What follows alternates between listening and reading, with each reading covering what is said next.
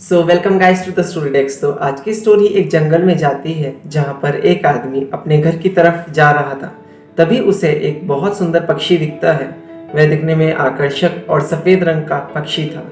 वह आदमी उस पक्षी पर मनमोहित हो जाता है। इस कारण वह उस पक्षी को पकड़ना चाहता था।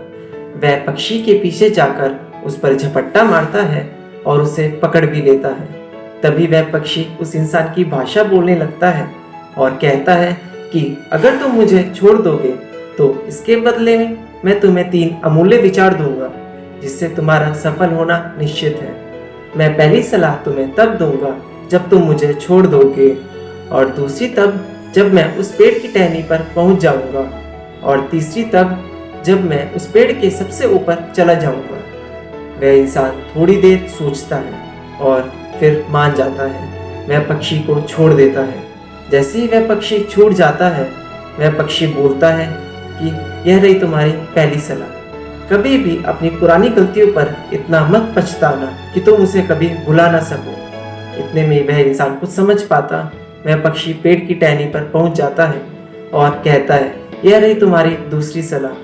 कभी भी किसी ऐसी बात पर विश्वास मत करना जिसकी कोई इंसानी समझ या फिर तुम्हारे पास उसका कोई सबूत ना हो। वह पक्षी इतना कहते ही उड़ जाता है और पेड़ के सबसे ऊपर जाकर बैठ जाता है और जोर जोर से हंसने लगता है। वह कहता है कि तुम तो बड़े ही मूर्ख व्यक्ति हो।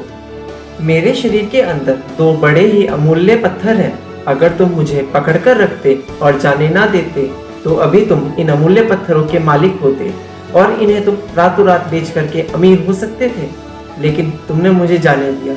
वह इंसान यह सुनकर बहुत परेशान हो जाता है और अपने आप को बहुत कोसने लगता है। वह कहता है कि मैं अपनी इस मूर्खता को जिंदगी भर नहीं भुला पाऊंगा। वह दुखी भरी आवाज में पक्षी से कहता है कि हे पक्षी, क्या तुम मुझे अपनी तीसरी सलाह दे सकती हो? क्या पता वह मुझे इस दुख से बाहर निकाल सके। तभी वह पक्षी कहता है कि मैं तो तुम्हारी परीक्षा ले रहा था।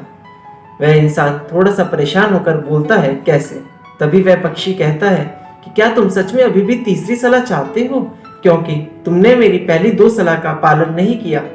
मैंने पहले बोला था किसी भी अपनी गलती पर इतना मत पछताना कि तुम उसे कभी भुला ना सको, लेकिन तुम अभी अपने आप को माफ नहीं कर पाए।